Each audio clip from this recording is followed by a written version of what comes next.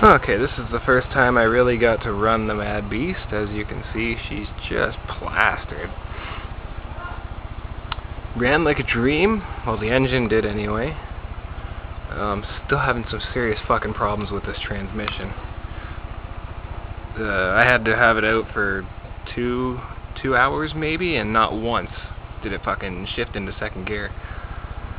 So I'm actually gonna take the whole box out, fucking tear the whole box apart, see what the fuck's going on. Both of my body towers are gone.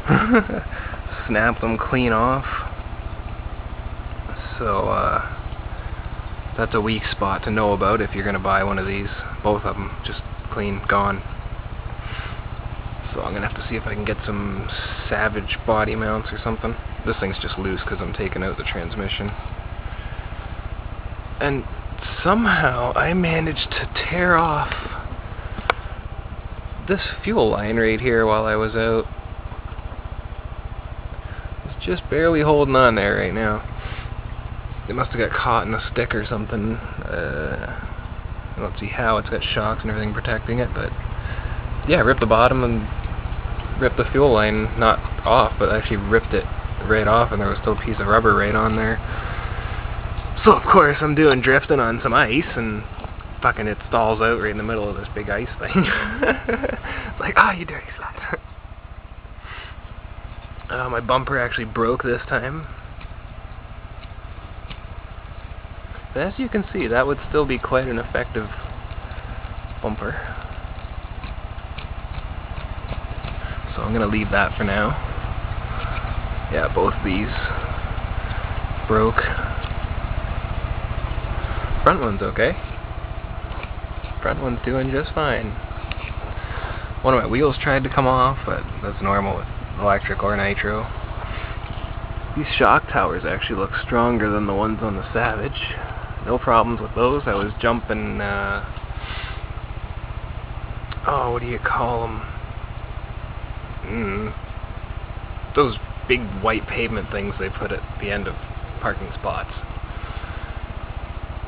Really steep, probably a little too steep to be trying to jump them, but I figured what the hell, if anything's gonna test the shocks and shit, that will. Yeah, everything running fine, it ran fine. It stalled every now and then, but I mean like once every 20 minutes, half an hour, it would stall out for no apparent reason. Just throw the glow plug on it, fire it right back up, and good for another 20 minutes. So other than a little bit of breakage, broke the bumper and the two things. Oh, and I found out what happens when the receiver batteries die. Actually, it surprised me. When the receiver batteries are giving up, it just stops. It just stops responding.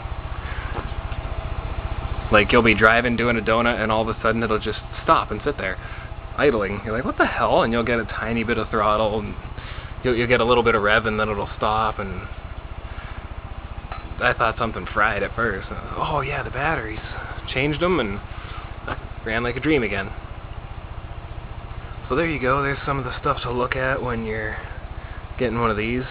So I can't put my body on for a while, because there's nothing to put it onto. Gonna have to clean her up, and yeah, she ran good. No servo problems. Just weak plastic breaking off, but I mean, shit. I expected that. There's always a couple weak spots. So yeah, other than that, never had any throttle problems. The brakes I need to tighten just a touch, because I think they've the brakes have broken in, so they're a little bit loose now.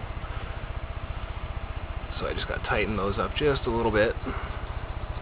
But other than that, I mean, she didn't break anything running-wise, other than the fuel line. But I was able to just stretch it out a little bit and pop it back on, put some more fuel in her, and away I went. So there you go, doing wheelies all day, probably scratched up that bumper pretty good. Oh yeah. All the scratch lines on it. yeah, so we'll see what happens when I get this transmission out and see if I can get this bastard to shift. Alright, so that's it for now.